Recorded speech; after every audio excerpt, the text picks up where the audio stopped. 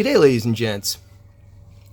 This is a little bit of an informational, we'll say it's an informational video. Educational video, how's that? Reason for the video is this watch was presented to me by a client, and I feel that I owe it to him a little bit of an explanation as to why I will likely have to give it back to him unfixed. Now, the watch was presented to me stopping intermittently. So when a watch is stopping, there are obviously a few things that we want to check, but the number one thing that we're going to do is we're going to give it a wind. This is what I will do, is I will give it a wind to 100%, and then I will let it run down over the course of its full power reserve, and not disturbing it other than to maybe give it a quick look on the time grapher here and there to see if there's anything irregular. So upon receiving the watch was wound up before I went home one evening quickly, and it was set down. The next day when I came back into the shop, the watch was still running, and it didn't present anything strange on the time grapher. So I let it continue to run down. It ran down. It took about 44 hours for it to run down, so the power reserve was normal. Now, as the power reserve was normal, there was no problems. Well, my next question was, well, what's making it stop? So my next question usually will be, well, is there something wrong with the auto wind? I mean, it could be a number of things. It could be the second hand is bumping up against the bottom of the glass. It could be a problem with the balance. It could be there could be just a chunk of dirt in there somewhere. But maybe the next thing that I'm going to look, because I had wound it manually the first time, is I'm going to check the auto wind and see if the auto wind is the issue. So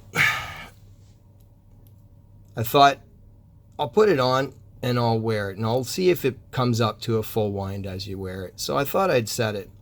And that's where I noticed something a little bit odd. So what we're going to do is we're going to look at this. So I've taken the crown out, unscrewed. Okay, now we're going to bring it out to the setting position. And I'd like you to please look closely at what happens when we pull this crown out. Okay, watch. Yeah, you see that? Yeah, the entire movement, along with the dial, everything moves. Now, that really should not happen. All right, so this made me wonder, well, what the heck is wrong there? And I mean, it seemed to have possibly confirmed my suspicions, because if that's bumping around in there, there's a good chance that it's not winding well, because maybe the rotor's bumping up against something as the watch jiggles around in there. So I thought I'd check.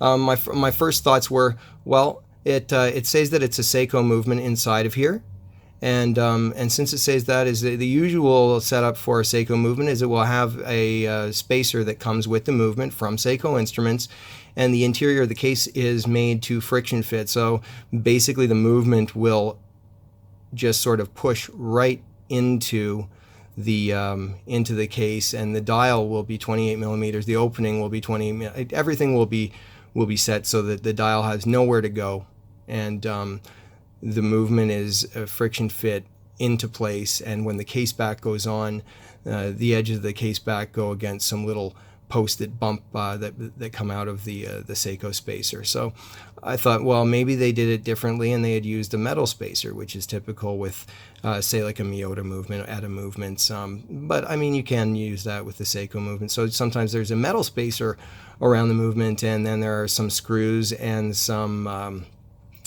tabs that are sort of holding the everything in place. And then there are some ridges that go up against the bottom of the back of the case back threading that also push everything, sandwiches everything together so it can move. But so I figured, well, maybe some screws fell out, and maybe that's what's wrong, and that's why it's loose. But I mean, still, to me, there really shouldn't be space for the dial to move around. So anyways, it presented me some questions. But before we continue on, I thought we're going to look at the case back real quick here. Now, sorry, get a little bit of focus there. All right, so we see there's a whole bunch of stuff on this case back. There's a heck of a lot of writing, right? So you can see there's 300 ATM, 1,000 feet, 300 meters.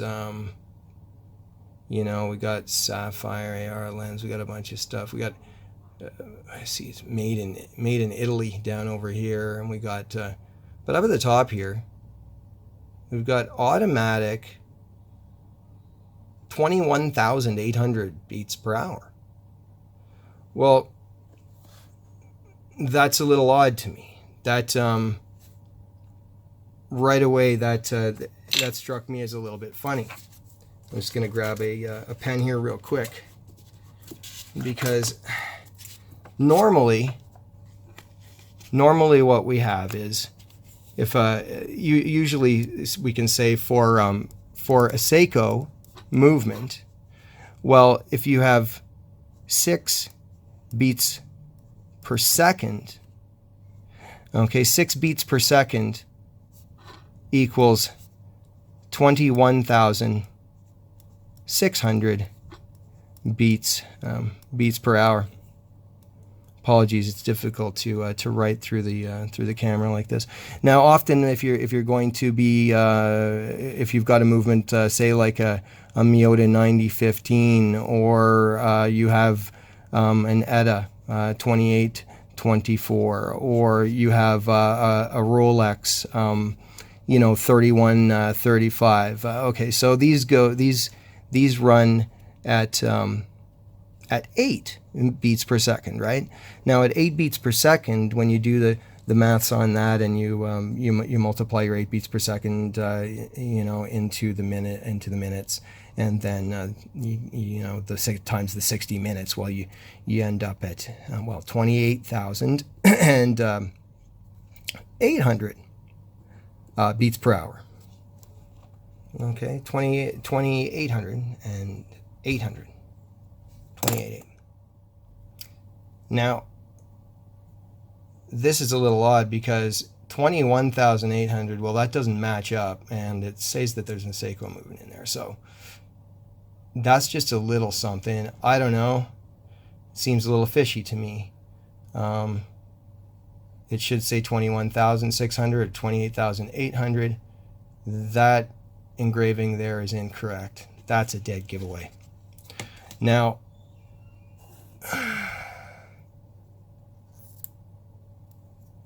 what we're going to do is we're going to open, okay, we're going to open the back here.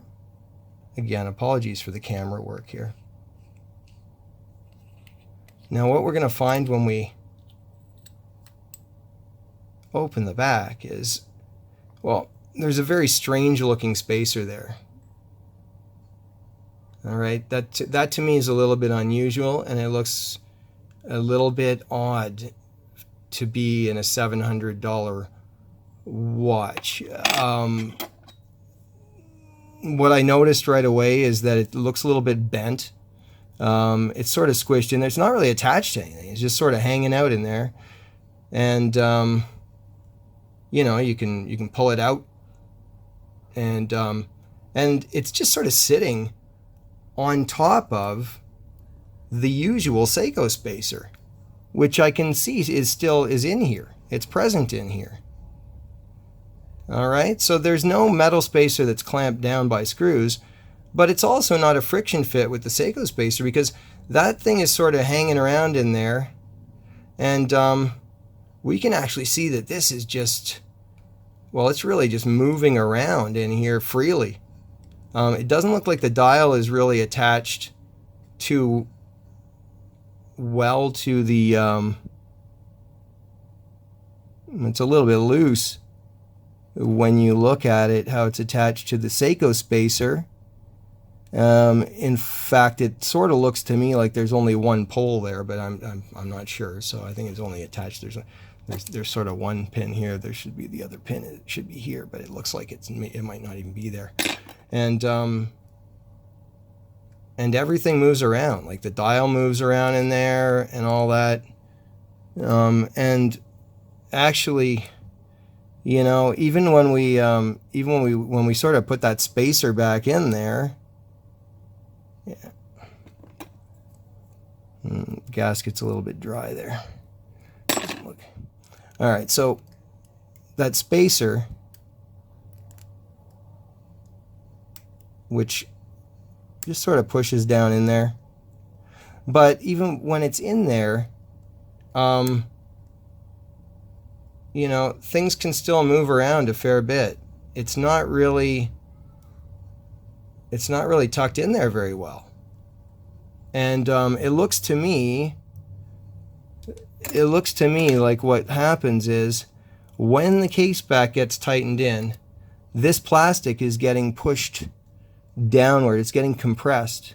And when the plastic becomes compressed, it bends a little bit. And I think that when the plastic bends, well, it just caught there actually. When the plastic bends, the rotor can bang against that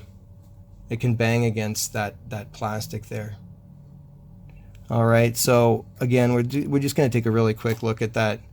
So it makes me wonder, well, looking at this, I wondered, well,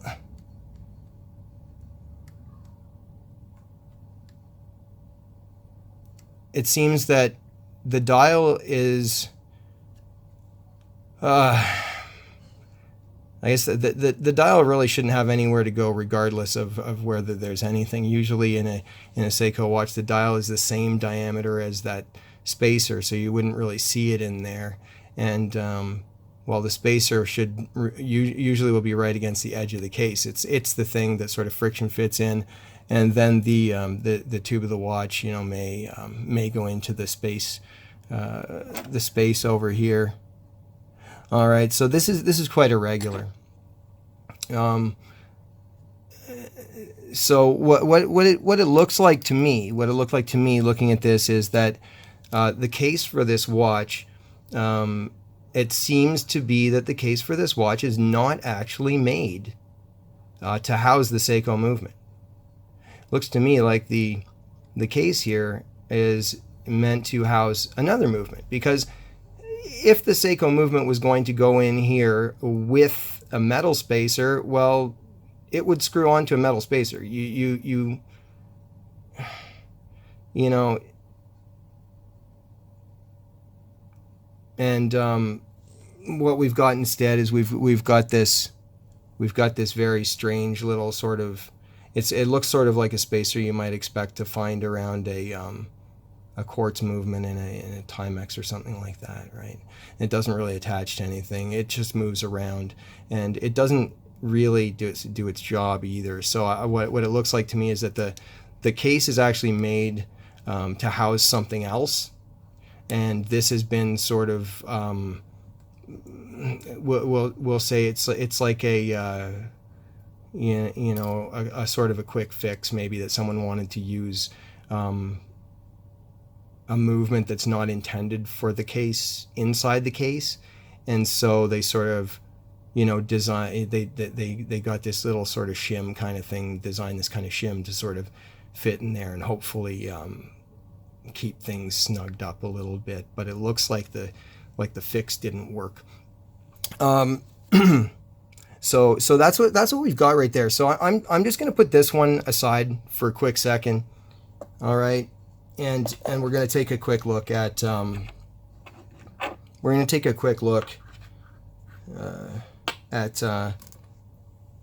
at what it normally looks like inside of a watch that's housing a Seiko movement. Okay, so this is a 300-meter watch. But this is basically like, this is typical of what you'll find inside of a Seiko watch, you know, also like an SKX 007 or a Tuna or not a Tuna, sorry, a Sumo or whatnot. So you can see that plastic spacer, that nylon Seiko spacer, I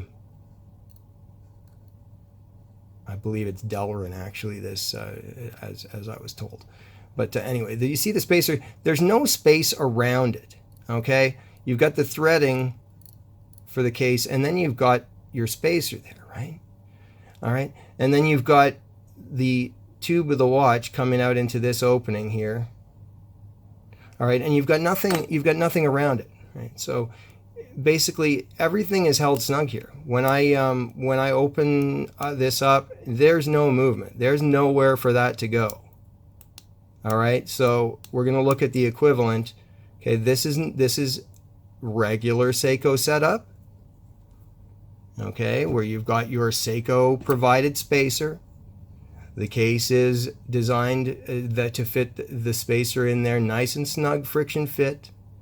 The dial is the same size as the diameter of that spacer, and it all fits in there nice and snug. It can't move around, you know, crown out, crown in, regardless, it can't move around. So we're going to look at both of these together now real quick, okay? All right, so that we can see the difference here.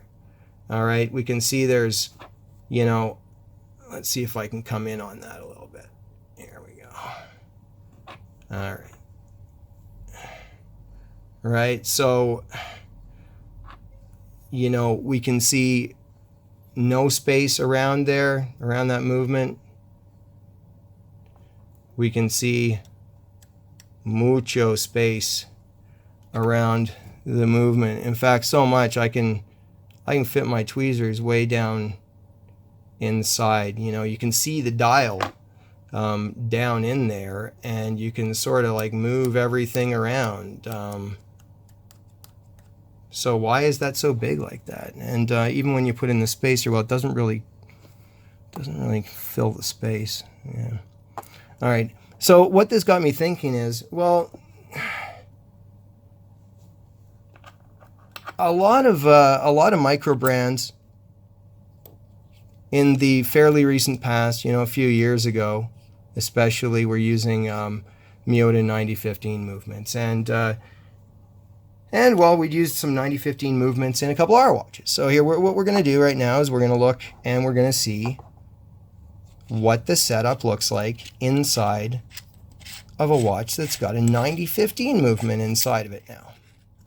Okay, so we're going to remove that case back, and we're going to look in here at what's going on in here with the 9015.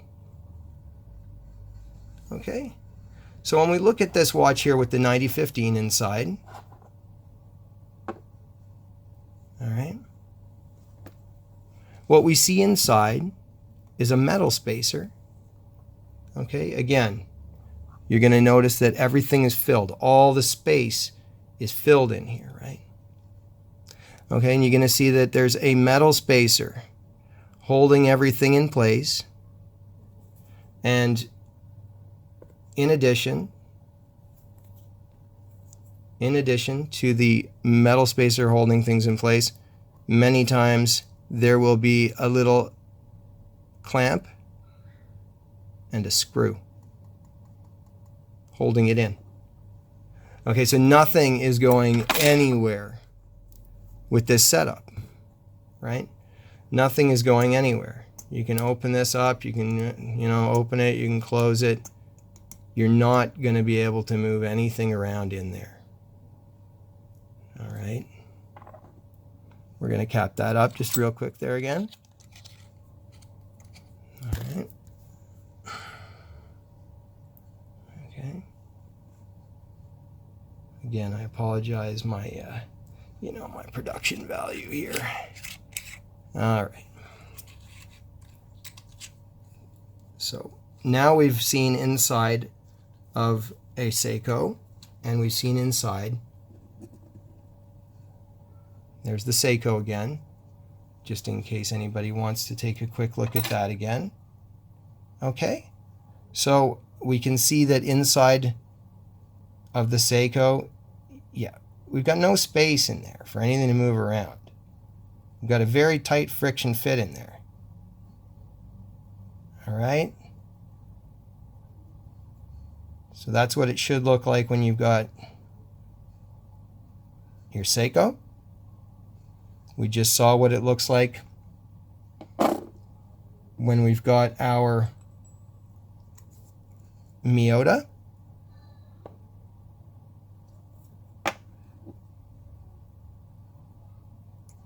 All right, there's the two of them. All right, whichever one you prefer. You know, no real right answer. You know, whichever one you like best, your choice. But what that got me thinking is it possible that this watch here was actually meant, this case was actually meant to house a Miyota movement? Is that possible? Is it possible that this case was meant to house a Miyota movement? So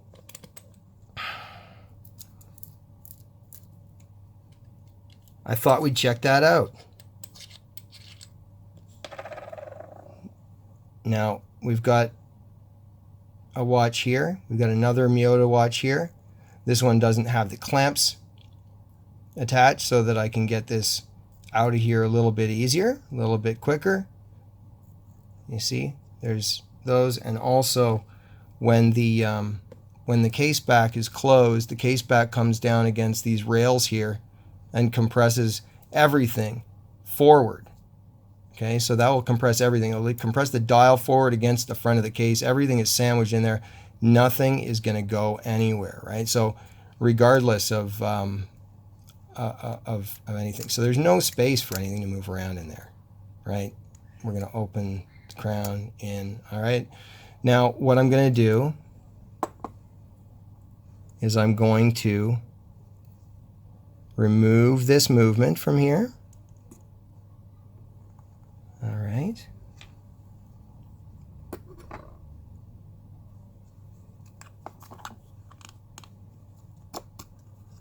We're going to remove the movement. Okay. Please give me one moment. It's difficult for me to work in front here. So I'm just going to remove that for ease. Okay. Just going to remove that for ease before.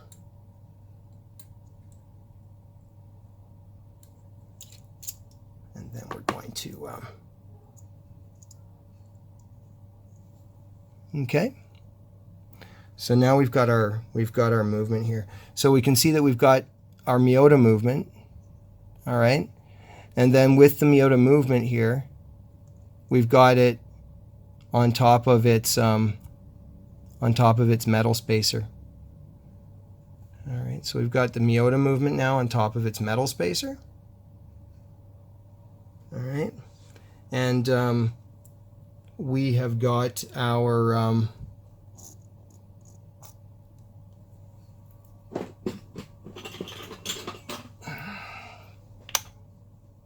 right. So what we're going to want to do here is we want to insert this movement. We want to try and insert this movement into this guy here. All right, we want to insert this movement into this guy here. So we're going to rest our movement for a second. Okay. We're going to remove our back again here.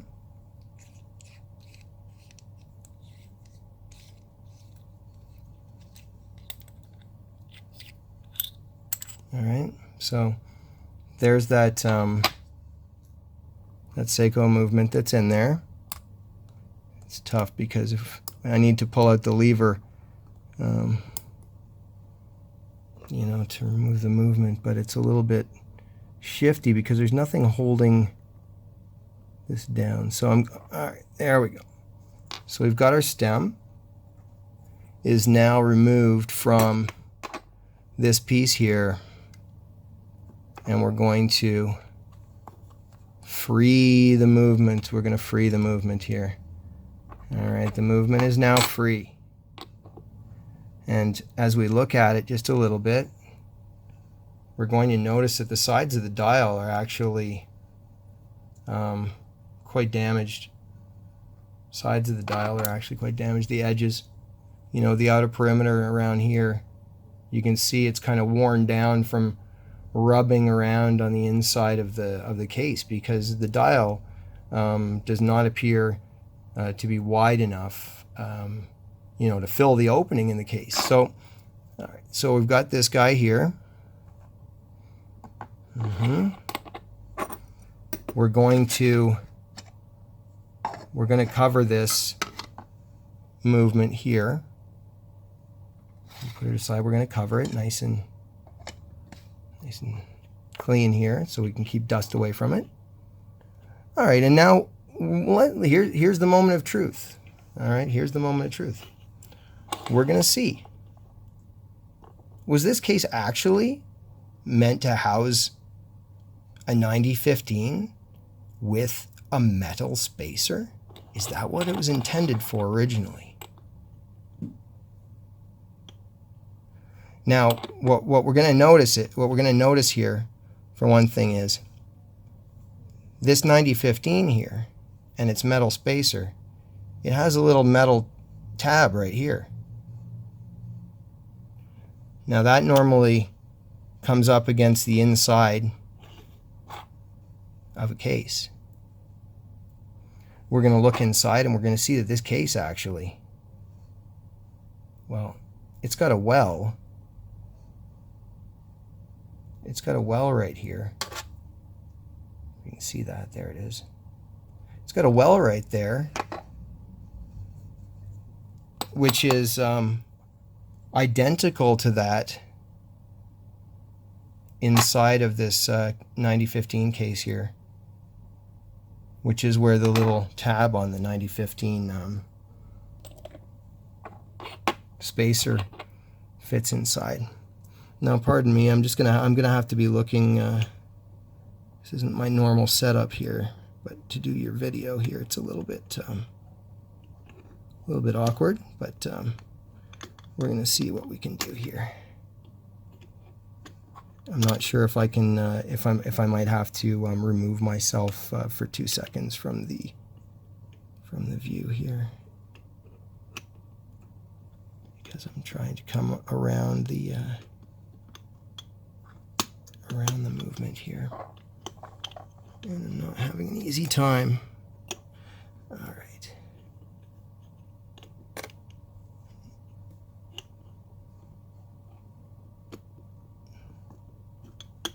Okay. Please excuse me 1 sec. We're gonna get this in here real quickly. All right. Get that in there real quickly, just to save a little bit of time instead of me dinking around there. All right, and here we are. And I think we got our answer. All right, I think that we have our answer here now. And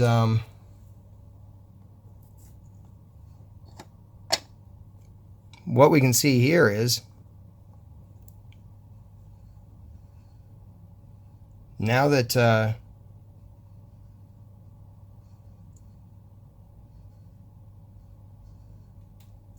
now that we've got that 9015 in there, well, that fits snug as a bug in a rug, right? You can see the little tab went in to where the well is, just so there's no doubt about what case. All right, there's the case, but and you can see, look, it's not going anywhere. It's not going anywhere. It doesn't have a crown in. It's got nothing. It's sitting in there just by the perfect friction fit with the spacer that's in there. So basically, what you're looking at now is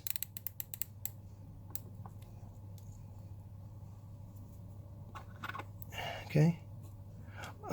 I can't put the crown in at the moment, and the reason being is that the crown has got the stem for Seiko in here, and if I put it inside there right now, it's going to get stuck inside that Miyota movement. It's not going to come out. So if I wanted to, I'd have to replace the stem and stick it in there. But what we see is, look, there's no moving around here. All right. Okay. There's no extra space. There's no moving around. Okay, there's no, it's got nowhere to go. That's a perfect fit. Doesn't get any better than that. And just so you can see, we can put our case back on there too, I think. Here we go. All right, and there it is with the case back on there. So now it's not 21,600. Now the movement in there is a 28,800. Unfortunately, the case back still says that it's 21,800, which is anyway. All right, so there you go. There you have it, folks. There you go. B, my my client. You know who you are. So here, unfortunately, look, the movement is not the movement itself inside the watch. The Seiko movement inside the watch was not the problem. All right. So replacing the movement, I don't think is really worth doing. I think the best thing you could possibly do with this, I guess, is to get yourself a 9015 movement and a 9015 spacer and a new dial, a properly sized dial, and I don't know, maybe grind off the back of the case back, something like that. But anyways, so that's that. So here we go. So I guess the conclusion. What can we bring out of that? I guess you know, when you get a watch, if there's anything fishy, like if you pull out the crown and you got the movement jiggling around, or you know, it's not winding properly, then you don't know what might be going on in there. So I guess you know, what can you really take from that? Well,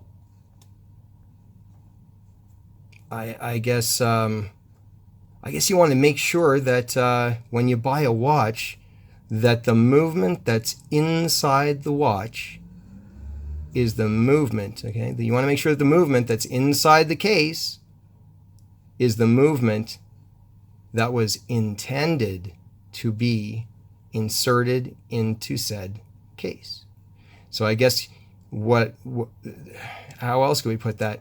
When you buy a Seiko movement-based watch, you will want to verify and make sure that you have that the case of the watch was made and engineered and intended to house the Seiko movement. And there you have it. All right. I guess, you know, thanks for looking. Take it easy, and see you next time, folks.